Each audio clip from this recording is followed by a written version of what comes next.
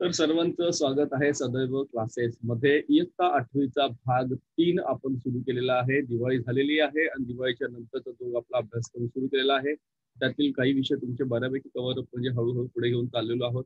आणि आज मराठीचा जो विषय तुमचा त्या विषयाचं तुमचं सुरुवात आपण करणार आहोत दिवाळी नंतरच्या अभ्यासक्रमाची. नेटवर्कचा प्रॉब्लेम असेल, आय ऍक्सेप्ट दॅट, पण मग तरी सुद्धा तुम्ही पुन्हा पुन्हा जॉईन होत जा, कारण नेटवर्कचा इश्यू हा तुमचा नाही तर पूर्ण महाराष्ट्राचा म्हणा किंवा जगाचा प्रॉब्लेम झालेला आहे सध्या. कारण सगळंच ऑनलाईन असल्यामुळे थोडंसं होतो इश्यू. पण तरी आपण प्रयत्न करायचा आहे की आपण जेवढं होईल तेवढं आपण ऑनलाईन जेवढं होईल तेवढं समोर समोर शिकू. तर धडा आहे तुमचा, सॉरी कविता आहे, धडा आहे बघूया. मला तर कविताच आहे, धडा आहे बघूया. पाठ आहे, धडा आहे. तो स्वामी विवेकानंदांची भारत यात्रा हा तुमचा काय आहे, पाठ आहे, लक्षात घ्या. लेखक आहे सुनील चिंचोलकर. जन्म 1951 ते 2018 पर्यंत त्यांचा कालावधी आहे. एक सुप्रसिद्ध लेखक आहे, संत साहित्याचे ते अभ्यासक आहे.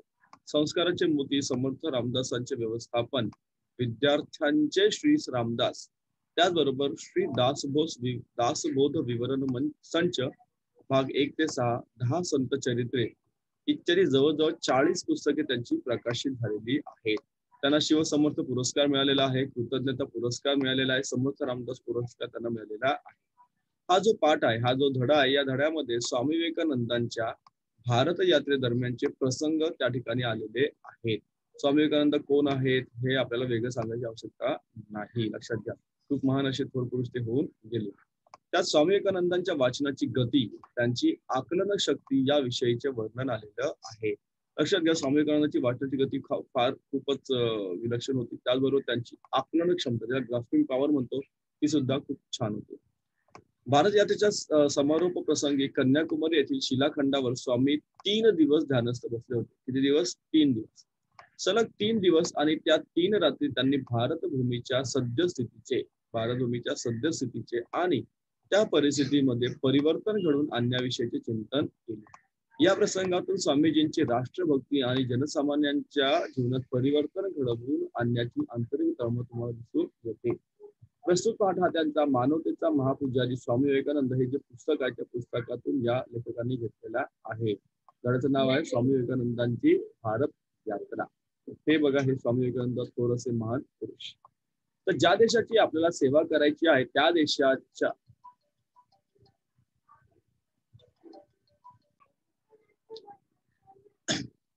परत सांगतो, ज्या देशाची आपल्याला सेवा करायची आहे त्या समाजाची आपल्याला सेवा करायची आहे. ज्या समाजाची, तो देश, तो समाज एकदा डोळ्याखालून घालावा म्हणून स्वामी विवेकानंदांनी काय केलं तर हिमालयापासून कन्याकुमारी पर्यंत त्यांनी काय केलं, भ्रमण केलं. लक्षात घ्या, कुठून गेले ते? हिमालयापासून कन्याकुमारी पर्यंत, बरोबर.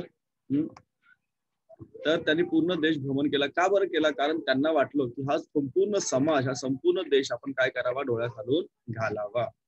पोरबंदरच्या वास्तवामध्ये, पोरबंदर हे काय आहे सांगा बरं? पोरबंदर हे महात्मा गांधींचं जन्मस्थान आहे. तर पोरबंदरच्या वास्तवामध्ये स्वामी विवेकानंद काही इंग्रजी ग्रंथांचे खंडच्या खंड वाचत असत. ते रोज एक खंड वाचायचे. काय वाचायचे? रोज एक खंड वाचायचे आणि तो ग्रंथपालाला परत करायचे. त्यांनी 3 खंड एकेका दिवसात वाचून परत केले. ग्रंथपालाने स्वामीजींच्या शिष्याला विचारले, स्वामीजी न वाचता पुस्तक परत करतात वाटतं, कारण एका दिवसामध्ये एवढा मोठा खंड वाचून होणे शक्यतेच्या बाहेर आहे, असे घडूच शकत नाही. काय म्हणाला तो की स्वामीजी न वाचता काय परत येतात की काय? कारण एवढा एका दिवसात हा एवढं पूर्णपणे जर खंड वाचणे हे कठीण आहे, अशक्य आहे, शक्य नाही, असे घडू शकत नाही. काही लोकांना काय आहे तर काही लोकांना ग्रंथालयातून जाडी जाडी पुस्तकं, बघा त्यांनी मुद्दामून त्यांना काय म्हटलं, काही लोकांना ग्रंथालयातून जाडी जाडी पुस्तकं न्यायची आणि न वाचता ती परत करायची सवय असते. थोडं चाळायचं आणि वाचल्यासारखं दाखवायचं. तसंच बहुतेक हा साधू करत असेल असं कोणाला वाटलं? त्या ग्रंथपालाला, त्या लायब्ररियनला वाटलं. शिष्यांनी सगळे सोनाला सांगितलं, स्वामीजींना सांगितलं की स्वामीजी तो व्यक्ती तुमच्याबद्दल असा असा बोलत होता. ठीक आहे, स्वामी विवेकानंद होते ते. त्यांनी काय केलं, चौथ्या दिवशी चौथा खंड घेण्यासाठी स्वामीजी स्वतः गेले. लक्षात घ्या, त्यांनी तो ग्रंथपालाकडे मागितला आणि त्याला सांगितले, पहिले 3 खंड माझे पूर्ण वाचून झालेले आहेत. तुम्हाला शंका असेल तर तुम्ही त्यातले काहीही मला विचारू शकता. काय म्हटलंय? काय झालं की तुम्हाला वाटत असेल की मी नुसतेच न वाचता ते पहिले जे 3 खंड आहेत ते तुम्हाला असेच दिले, तर तुम्ही मला कुठलाही प्रश्न विचारू शकता, त्यातलं काहीच तुम्ही मला विचारू शकता. स्वामीजींनी त्या माणसाला काय केलं, चॅलेंज दिलं असं म्हटलं तरी चालेल. तर मग पुढे काय झालं, आता स्वामीजींनीच आव्हान दिल्यामुळे ग्रंथपालाने विचार केला की हे जाणून घेऊया की किती प्रामाणिक हे स्वामीजी आहे. ग्रंथपालाने स्वामीजींना त्या 3 खंडातले उभे आडवे प्रश्न विचारले. तो जे प्रश्न विचारायचा त्याचे उत्तर ज्या पानावर असायचं ते अर्धे पाऊण पान स्वामीजी कंठस्थ सांगायचे. हे पाहून त्या ग्रंथपालाने सांगितलं, हे मानवी कक्षेच्या बाहेरचे काम आहे. तो मला की माणूस असं करू शकत नाही, तुम्ही नक्की दिव्य पुरुष आहात. लक्षात का तुम्ही दिव्य पुरुष आहात, लक्षात ठेवा. खेत्रीचे जे महाराज होते, खेत्रीचे महाराज, त्यांनी एकदा स्वामीजींना विचारलं, स्वामीजी एवढे लक्षात ठेवणे तुम्हाला कसे शक्य होते? स्वामीजी तुम्ही एवढं सगळं कसं काय लक्षात ठेवू शकता? स्वामीजींनी खेत्रींच्या महाराजांना उत्तर दिलं. काय उत्तर दिलं बघा, ते उत्तर तर्कशुद्ध आणि तर्कसंगत आहे. काय म्हणाले स्वामीजी? स्वामी विवेकानंद काय म्हणाले बघा, मी माझं मन कुठेही एकाग्र करू शकतो, तसेच माझा तासन तास ध्यानाचा अभ्यास असल्यामुळे मी जे वाचतो त्यावर मन केंद्रित झाल्यामुळे माझं ते लक्षात राहते, पाठ होऊन जाते. लक्षात घ्या काय म्हटलं, तुम्ही माझं मन एकाग्र करू शकतो. पुढे स्वामीजी म्हणाले, असं बघा राजेसाहेब, आपण मुलांना अक्षर शिकवतो, शब्द शिकवतो, त्यानंतर वाक्य शिकवतो. आपण काय करतो, वाक्यापाशी, बरोबर की नाही, पहिलं आपण काय शिकवतो, अक्षर शिकवतो, मग शब्द बनतात आणि मग वाक्य बनतात. आपण काय करतो, वाक्यापाशी थांबतो. आपण वाक्यापाशी काय करतो, आपण थांबतो. वाक्य बोलता येणे, वाक्य वाचता येणे, वाक्य लिहिता येणे आपल्या शिक्षणाची शेवटची पायरी, बरोबर की नाही. वाक्य बोलता आलं पाहिजे, वाचता आलं पाहिजे आणि ते लिहिता आलं पाहिजे, ही आपली शिक्षणाची शेवटची पायरी. त्या पुढे जाऊन आपण जर प्रयत्न केला तर आपल्या मनाची, आपल्या बुद्धीची आणि आपल्या नेत्रेंद्रियांची शक्ती आपण आणखी काय करू शकलो, विकसित करू शकलो. तर आपल्याला एकदम परिच्छेद वाचता येईल. मी ग्रंथाचे परिच्छेदाच्या परिच्छेद एका दृष्टिक्षेपात वाचतो. काही ग्रंथांची पानेच्या पाने मी वाचू शकतो. एवढी त्यांची काय होती, एकाग्रचित्ता होती, त्यांची कॉन्सन्ट्रेशन पॉवर होती तेवढी. जेव्हा स्वामी विवेकानंद कन्याकुमारीला आले तेव्हा त्यांनी कन्याकुमारीचे दर्शन घेतले. कन्याकुमारी हे भारताचं शेवटचं टोक म्हणूया आपण, म्हणजे भारताच्या भूमीचं शेवटचं टोक आहे भारताचं कन्याकुमारी. भारताचं शेवटचं टोक आहे तुमचं इंदिरा पॉइंट. त्यावेळेस बघा लक्षात घ्या, मनाला अतिशय आनंद झाला आणि दर्शन घेऊन ते बाहेर आले. कुठे, कन्याकुमारी. समुद्राच्या काठी उभे राहिले. सगळीकडे अनंत अनंत असा 3 दिशेला सागर पसरलेला होता. कारण जर आपण विचार केला तर हा भारताचा जर आपण दक्षिण भाग बघितला तर या ठिकाणी अरबी समुद्र आहे, या ठिकाणी आहे बंगालचा उपसागर आणि हा आहे आपला हिंदी महासागर आणि हा हे टोक आहे. तर या ठिकाणी तुम्हाला तिन्ही बाजूला काय तर समुद्र दिसतो. तो कसा आहे तर अनंत असा आहे, त्याला अंतच नाही. एकदम स्वामीजींचे लक्ष गेले की मध्यभागी 1-1.5 फरलांग अंतरावर 2 शिलाखंड आहेत आणि ते पाण्याच्या भरपूर वर आहे. तिथे आपण गेलो तर असं कोणा वाटलं, स्वामीजींना वाटलं. त्यांनी तिथे बसणाऱ्या त्या नावाड्यांना विचारले. ते विचारले ते काय आहे. नावाडी म्हणाले त्याला श्रीपाद शिला म्हणतात. काय म्हणतात त्याला, श्रीपाद शिला. शिला म्हणजे दगड. लक्षात घ्या. स्वामी विवेकानंदांच्या मनात आले की आपण आपली भारत यात्रा आता संपत आहे, आपण देशाच्या टोकापर्यंत आलो आहोत. कुठे आलो आपण, आपण देशाच्या टोकापर्यंत आपण आलेलो आहोत. लक्षात घ्या, कुठे आलो, देशाच्या एका टोकापर्यंत आपण आलेलो आहोत. तिथून पुढे आपण पण जिथे आपण उभे आहोत ते देशाचे टोक आहे का, नाही. तो शिलाखंड देशाचं टोक आहे असं कोणाला वाटलं, स्वामीजींना वाटलं तो शिलाखंड काय देशाचं टोक आहे. त्या शिलाखंडावर आपण जावे, कन्याकुमारीच्या चरणी भारत यात्रा समर्पित करावी. या भावनेने स्वामी विवेकानंदांनी एका नावड्याला विचारले, बाबा रे, मला तू त्या शिलाखंडावर सोड. काय म्हणाले ते, मला त्या शिलाखंडावर, त्या दगडा जो काही शिलाखंड आहे त्या मोठा दगड त्या ठिकाणी मला सोड. नावड्याने सांगितले, तुम्हाला 5 पैसे द्यावे लागतील. किती द्यावे लागतील, 5 पैसे मला द्यावे लागतील. स्वामीजी म्हणाले, माझ्याकडे पैसे नाहीच, माझ्याकडे पैसे काहीच नाही, मी निष्कांचन संन्यासी आहे. नावाडी म्हणाले, ते तुमचे तुम्ही बघा, आम्ही पैसे घेतल्याशिवाय तुम्हाला सोडणार नाही.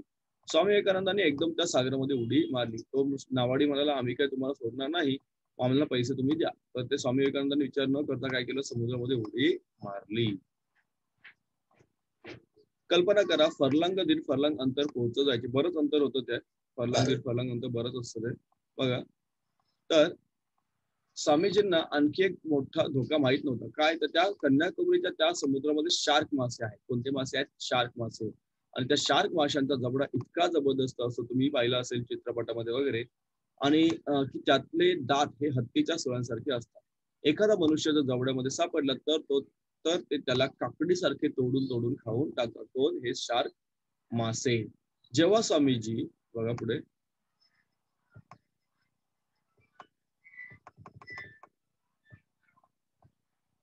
जेव्हा स्वामी विवेकानंदांनी उडी मारली तेव्हा ते नावाडी घाबरून गेले. लगेच त्या दोघा तिघांनी आपल्या नावा काढल्या आणि स्वामीजींचा पाठलाग सुरू केला.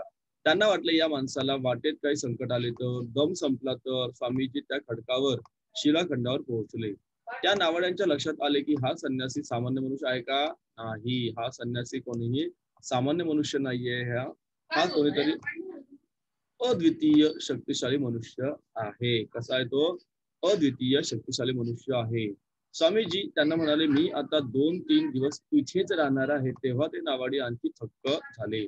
स्वामीजी 2-3 दिवस तिथे राहिले. रात्री एकटे, सोबतीला कोणी नाही.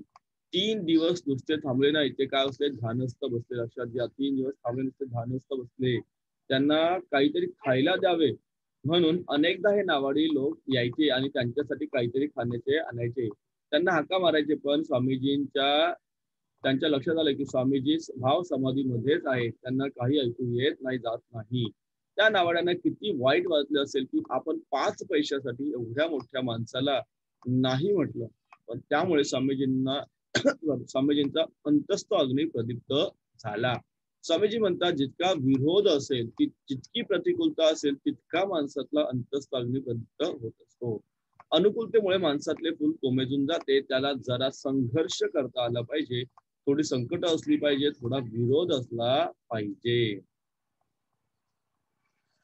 म्हणजे माणसातली अंतस्थ चेतना ही फुलत असते. कारण जर स्वामीजींना ती लोक हो म्हटले असती तर स्वामीजी एवढं अंतर गेले असते का? नाही. पण त्यामुळे नाही म्हटल्यामुळे स्वामीजींच्या मनात काय झालं, त्यांची अंतर म्हणतात ना, त्यांच्या आतमधला अग्नी प्रदीप्त झाला. स्वामीजी 3 दिवस 3 रात्री त्या ठिकाणी राहिले. 3 दिवस 3 रात्र ते फक्त भारत माते चिंतन करत होते. डोळ्यासमोर त्यांना सतत दिसत होतो आपला भारत देश, आपल्या भारतातील गोरगरीब जनता. स्वामी विवेकानंदांच्या लक्षात आले, काय आलं, की या देशातले अनेक लोक उपाशी आहेत. त्यांना जेवायला अन्न नाही. त्यांना आपल्या वेदांताचा काय उपदेश करत असतो. त्यांना आपण वेदांताचा काय उपदेश करत असतो? भाकरींची भ्रांत असताना वेदांत सांगणे धादांत खोट्या. लक्षात घ्या, ज्याला पोटापाण्याचा प्रश्न आहे त्याला तुम्ही किती ग्रंथ सांगितले, एवढं वेद सांगितले, त्याला काही उपयोग आहे का त्या व्यक्तीला? नाही. त्याला फक्त पोटापाण्याचा प्रश्न असतो. लोकांना आधी 2 वेळ जेवायला द्या. खरा धर्म हा सूर्यासारखा सर्व प्रकाशक असतो. लक्षात घ्या, वसुंधरेसारखा सर्व संग्राहक असतो. हे सर्व धर्म समन्वयाचे सूत्र समस्त समाजाला स्वामीजीने समजावून सांगितले. हे 2-3 त्यांचे भारत यात्रेचे प्रसंग या ठिकाणी आपल्याला लेखकांनी मांडलेले आहेत. लक्षात घ्या. खूप छान प्रश्नोत्तरे पण या ठिकाणी तुम्ही करू शकता. व्याकरणाचा भाग आहे तो आपण नंतर घेणार आहोत.